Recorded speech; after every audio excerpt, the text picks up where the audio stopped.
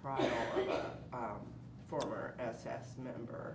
Well, yes, it is the first trial that I have attended, that's correct. That you've attended, okay. Yeah, and I found it interesting to be sitting in a German court where I was treated with respect by the judges and the attorneys and the court people. It was a little bit surreal to realize how far in some way Germany has come to actually let Jews testify against Nazis in a German court. That was interesting. Okay, and how did you hear about the trial of Oscar Gröning? Did somebody contact you, or did you contact them? No, I heard about it in the news. I was not interested. I have forgiven the Nazis. I don't want to deal with it.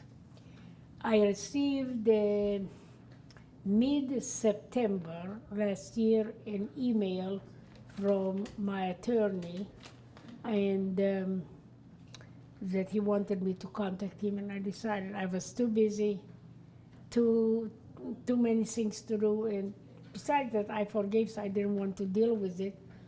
And at the time I was talking to Rainer Höss, the grandson of Rudolf Höss, said he always likes to chase Nazis, so I sent it to him. And I told him, you take care of that. You like Nazis, you want to deal with them. Well, next thing, Rainer was supposed to come here to talk about his film, Hitler's Children, September 30, but he actually messed up and it was October 1. And he appears with an attorney, an assistant, as attorney's assistant, and he tells me he came specially to sign me up. From Germany to sign me up. He said, well, I had only so many days, and Rainer said he was going to meet you. So I came along with Rainer. So I said, okay, because you came such a long distance, all right. And he told me that I could pull out of it anytime I wanted. So I said, okay, let me see what I can do. So ultimately, I think it had its own merit. I wanted to talk to the Nazi, and that's what I'm hoping to do when I'm going back. I would like a private talk with him, because he couldn't really answer in court. The court did not permit him to answer my questions, but I would like to. I also would like to cheer him up and thank him. I understand it's tough to be a Nazi. It wasn't easy 70 years ago, 71 years ago when he was there, because he didn't like it, and it's not easy now for him. But I think he's doing the right thing, and that's what I told him. And I sent him an email. I said, you are doing the right thing, and for that you ought to be proud. So when you say that you told him that he's doing the right thing in what respect? What is he doing? Accepting responsibility, testifying to what happened, and that it happened. Right, good, okay. And so I read I believe it's the New York Times article about the trial, and I see that according to that article, Gröning acknowledges that he witnessed atrocities, but he doesn't. But that is there's also no evidence that, or there's no, no he account did not. of him He having. did not. He wanted to get out of there, and the fact is that he witnessed. He could not stop what was going on. Okay. So any of us who ever witnessed an atrocity, what is our responsibility? Even if we try to stop it, what can we do? That is the ultimate question. I know that ISIS is doing atrocious things right now. What can I do to stop it? So, okay, what can you do to stop it? And actually, you are working in your own way to stop, but that's more indirect. Yes. But I think it's what is the responsibility of any of us when we know that there are terrible things going on in our own neck of the wood? what is our responsibility and what is our possibility. And I think many courses should be developed in colleges in trying to address that, because that is a much bigger problem than we realize. I certainly agree with you. And do you have some suggestions about that? Because No, looking- I really don't yet. What I am doing is, I would say we should question, we should elect officials that are more involved and not cater to one group or another, or pretend that it's not happening, or say, what can I do? Somebody who is really willing to take action against evil, because evil will definitely raise its ugly head.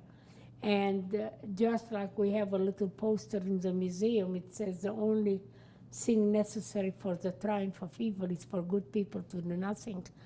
And there is a lot of, we are doing nothing in the places that we should do something.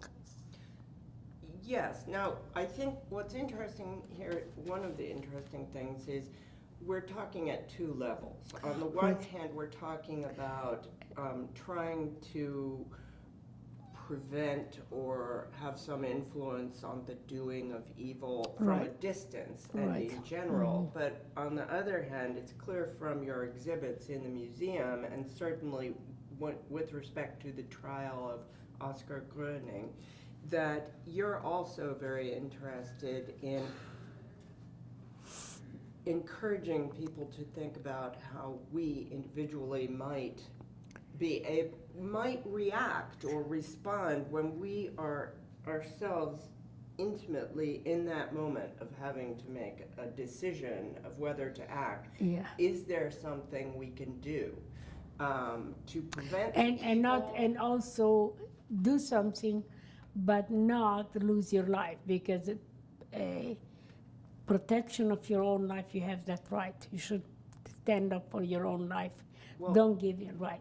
That's a huge it is a big distinction to make, because it seems to me in reading the coverage that I've read of the Gröning trial, it seems as though some people are holding him accountable for things. And they are that so he glad didn't that they can have. point the finger at him.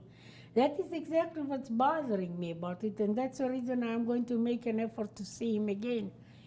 Don't they understand that he is not any more responsible for it than many of us? He had no choice in the matter. Then- Once he I didn't. see. Once he signed up as a Nazi, he no longer had a choice in the matter. So he became a victim in some way himself. Because if you make it's just like joining a club, and then you find out that this club, well, he knew that the Nazis and Hitler, but he did not know of the atrocities. And I talked, they thought, well, maybe they were not liking Jews because Jews were labeled as they taking over the country. And many Jews held the most responsible positions in Germany, in medical profession, in science. And even Dr. Munch told me that finally, he said, as a doctor, he would have a good chance to have a good job with the government, because the Jews were holding all the good jobs in the medical profession.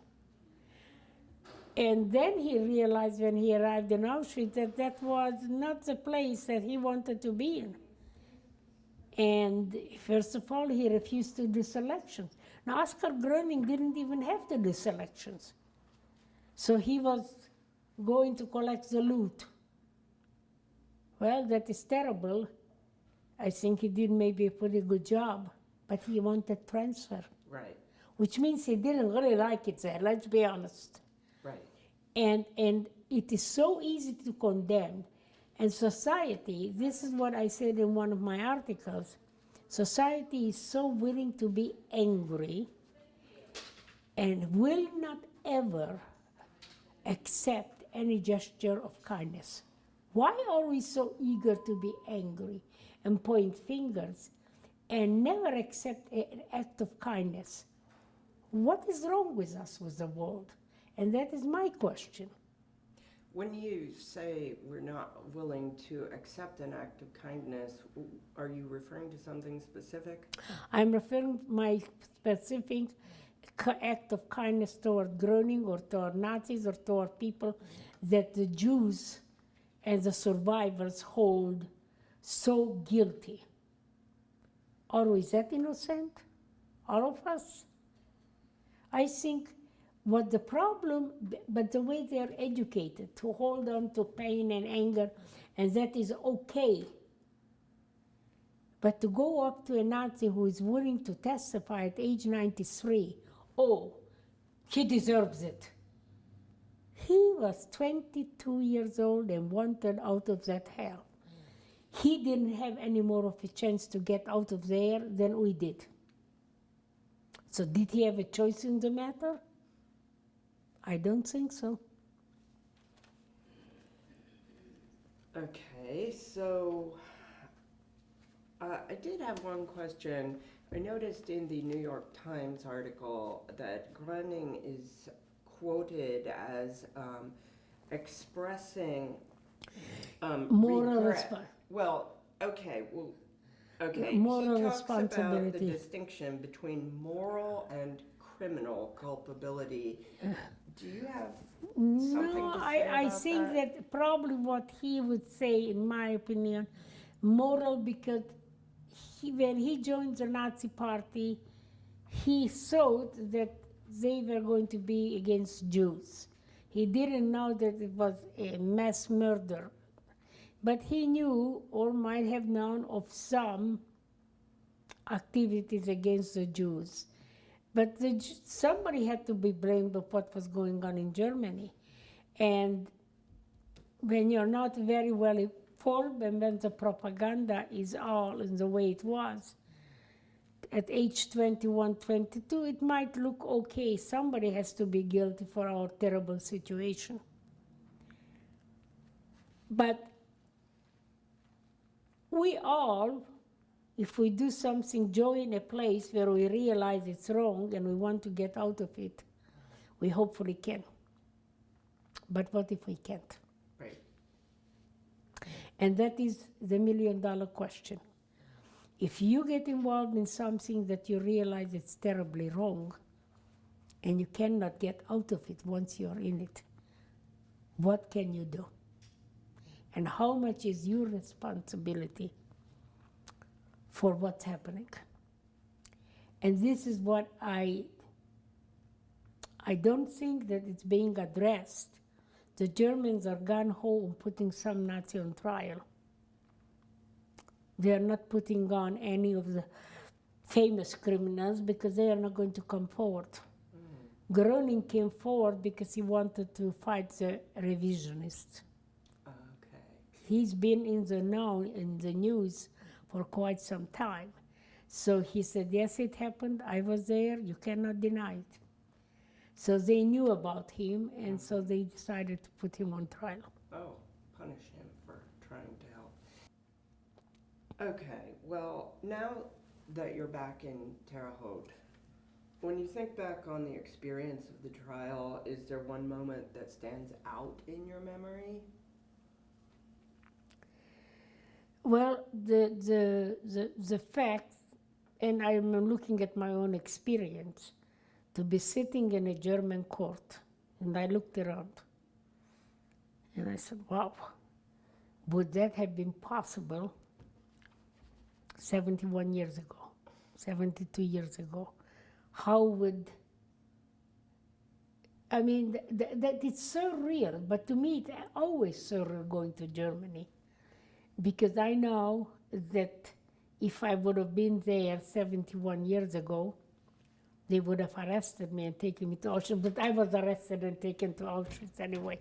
So the point really is that you can go to a place that was so dangerous, and even to a court of law, and just to be there. That was, to me, very interesting. Anything else that's standing out, I think the judges continuously over the accusations. It is very, very demanding. I mean, I listened to the translation for a while, and you did this and you did this. You know, he didn't really do all those things. And even if he did it, he was 21 years old. How long? The second chance should apply to every human being. Maybe not the third, but the second, yes. If you screwed up when you were a young person, you're doomed for life. And when you mention in your formal presentation that you talk about how we could and should be asking the original Nazis to help with the fighting the neo-Nazis, right? Right, fighting. I mean, we could use it for some good for them, for society, and for the world, and we are not. And it would be good for the World War II Nazis because it would enable them to come forward and perform something of benefit public service to contemporary, right? The contemporary world. And when you say fight the neo-Nazis, meaning with the ideas, not hand-to-hand combat, right, but fight their ideas, the neo-Nazis who say, oh, they want that regime back. Show them. Tell them how that regime was. And why do you think that, do you know of any of the older Nazis who have had such a conversation with some of the younger ones? No. Because that would be a fascinating... It is. Go to a class and invite neo-Nazis and tell them, this Auschwitz Nazi is going to speak to you. I must say it's a provocative and tantalizing but idea. they want that regime back. Right. Well, who on earth would be best to show them how it worked? Right. But somebody who was there. Mm-hmm. The fact is that nobody benefited from it. Everybody was damaged, tremendously damaged by it. So why on earth do you want it back? I cannot testify the same way Groening or other Nazis can, because they don't believe me. The neo-Nazis, the young neo-Nazis do not believe me, right, since they don't believe Jews. Right. But these are the Nazis who would be talking to them. Well, unfortunately, I suspect that it still would make no difference, but I do think it would make a difference. No, I would love to see I it think happen. it would make a difference. You want that to come back to power? I have been there. I was one of those things. Right. I can tell you what went on. You are absolutely crazy to want that kind of a life. I was a young Nazi. You think that I didn't think that the world I could do would be wonderful? Look at me. And when you say that everyone lost because of everyone Nazism, lost, in my opinion. You Who mean won? Jews, Gypsies, Roma, Christians, everyone, and Nazis, and right. Germany. So would you just elaborate just a little on that? Well, as I look around, I am just looking at two parts, victims and perpetrators.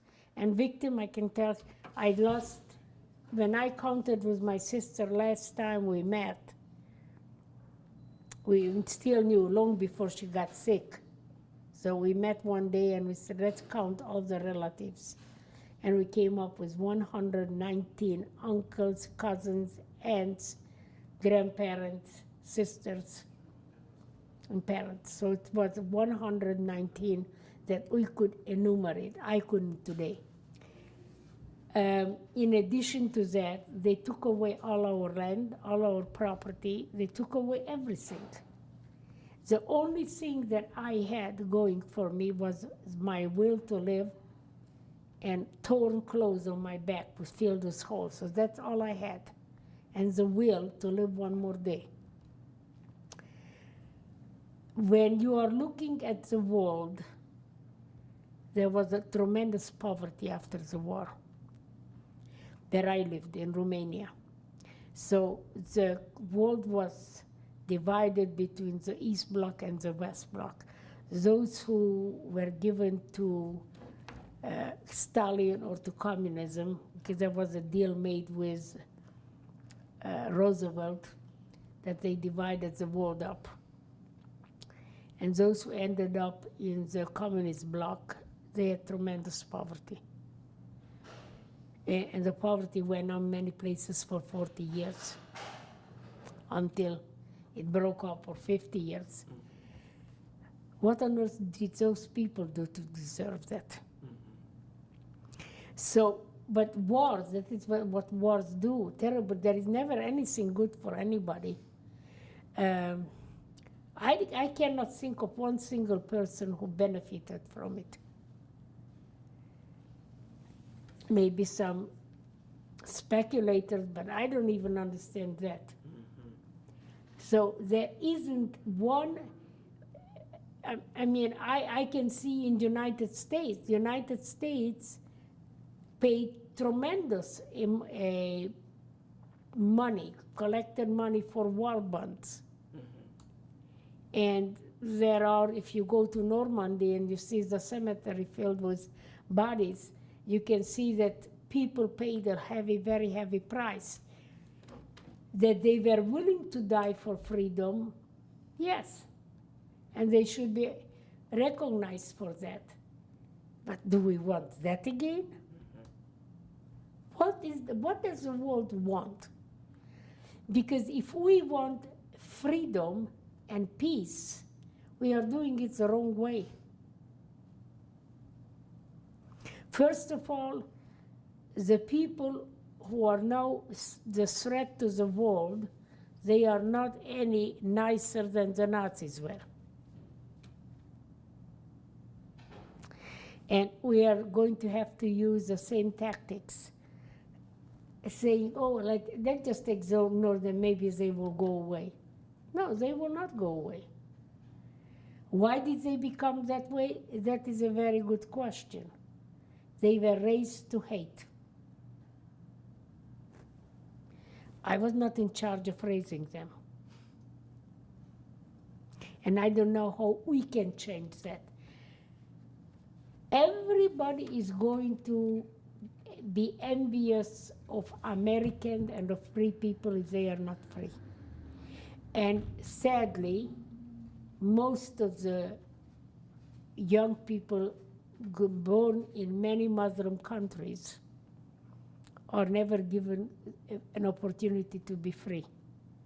Many of them are sent to these indoctrination madrasas where they're taught one thing is to hate and to kill. I can't necessarily blame them. They did not invent it. But I can't help them either because they are too far gone. So if it comes to fighting evil with power, with strength and force, you have to. Because otherwise it will take over the whole world. And more innocent people who want to live in peace will be killed. So my forgiveness, it's an interesting thing. I cannot forgive somebody coming up to me with a gun in their hand. It makes no sense. I call it the battlefield mentality. What I am concerned about is that, number one, if I am fighting for my life or anybody's fighting for their life, do everything within your power to live one more day. That is nature's way, and everybody should have that right. But once the guns are silent, we are not doing the right thing either. We should actually give workshops right when we liberate a group of people, when we give them food, shelter, medical help. We also should have a workshop to teach them they can forgive. Not right away, but plant that seed, that they have that choice as times go on to get rid of the emotional pain and burden.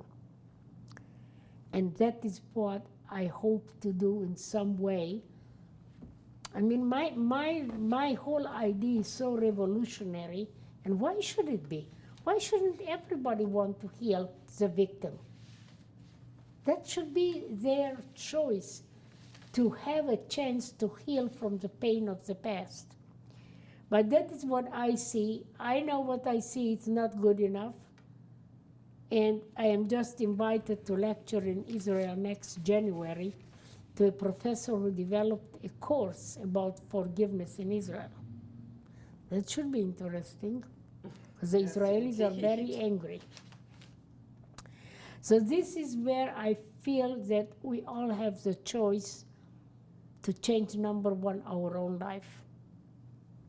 Be the best and the happiest I can be. And with that, maybe influence and change the life of other people. I have one more question. Okay. A recent cover story in the Atlantic magazine raised the question, is it time for the Jews to leave Europe? And the author concluded that there is no great future for the Jews in Europe. Do you agree with that? Why being Jewish is not a race, it's not it's a religion. Some Jews are black, some Jews are blonde, some Jews have Chinese eyes. It's a religion. So should the Catholics live in Europe? Should the Protestants live in Europe? Should the Roman Catholics or Orthodox Catholics, Greek Catholics? I don't know. So then it's a religion that we cannot tolerate in a place. I don't know. If they want to live there, they should live there. I would not. I think that's where the question is going. I could not live in Europe. And why?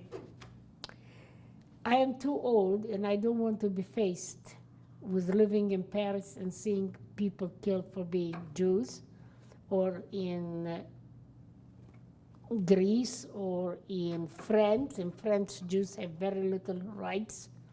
The Muslims are overwhelming the population, and the Muslims, actually, it's the fault of Europe that after the intolerance and the prejudice and the hatred against Jews, they decided to open up the floodgates to anybody who wanted to come, not to discriminate. But I don't think that you should let in anybody come in. I think they should prove that they want to be citizens, good, productive citizens, and not haters. I think that there should be some kind of a test that you give them, and if they don't behave properly within a 5-year period, goodbye. Okay.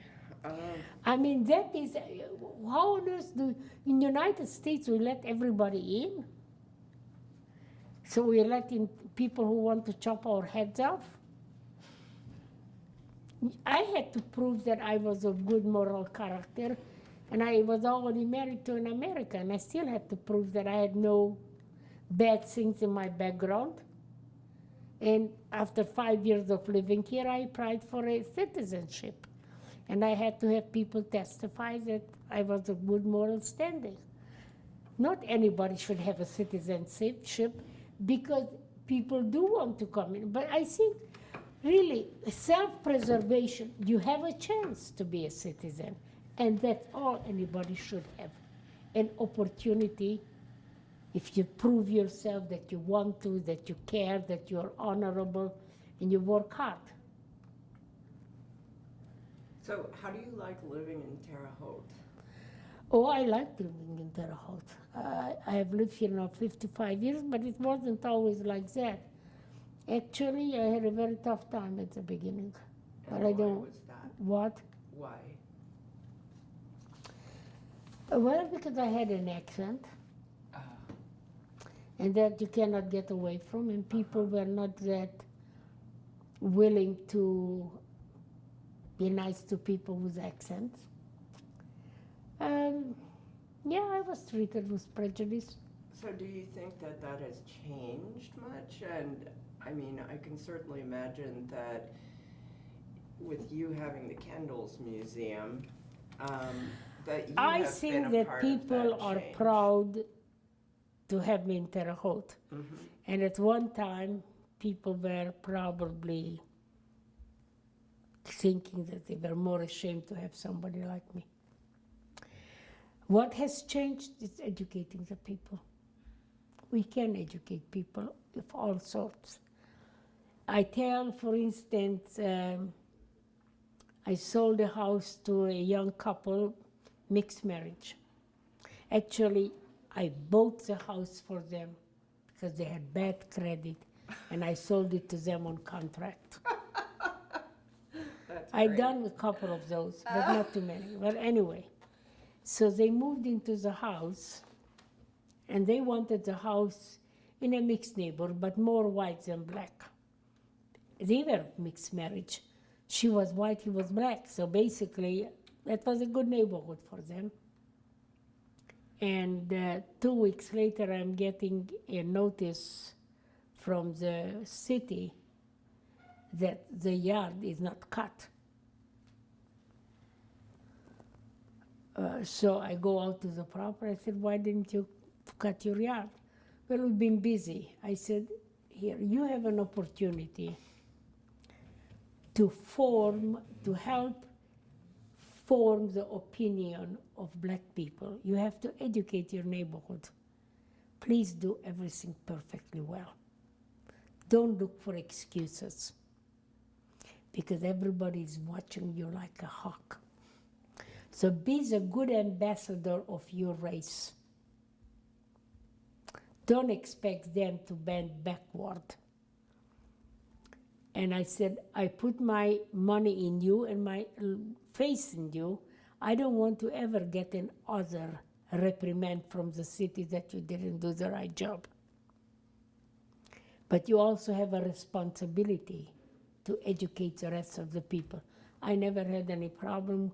3 years later, they got the mortgage, and they made the house, they improved the property and they improved the neighborhood. But that is what it is in trying to see how people will react, not because they are black, that doesn't mean they are right or wrong. How you behave, it matters. If you behave as a nice neighbor, and I told, when I was selling real estate, people showed a house in a squeaky white neighborhood to a black professor. When I got back to my office, there were 10 telephone calls. Oh, you smart realtor. You're going to sell this house to this black couple so we would all move and you would get all the jobs, all the houses to sell. Oh my gosh. I said, this is a very nice gentleman, very well educated, very well behaved, and I would be proud to have him as my neighbor. Now that is number one. Number two, the law is that I have to show a house to whomever wants to see it. And I'm not going to go to jail, nor will I lose my license for your concern. But no, what you are saying is 100% incorrect. I am doing my job and that's it. And actually I did bend backward in trying to help people who buy a house. You mentioned that you're going to Bloomington in December to talk to some rabbis about forgiveness. Well, my idea is that a rabbi is a clergy in charge of a congregation, and that they talk to their members of the congregation. They should advocate forgiveness and help the members of the congregation accept forgiveness and use it, because with forgiveness, those who are angry could be healed. And isn't it the idea that you are a clergy to try to improve the lives of your flocks? And why aren't they doing that?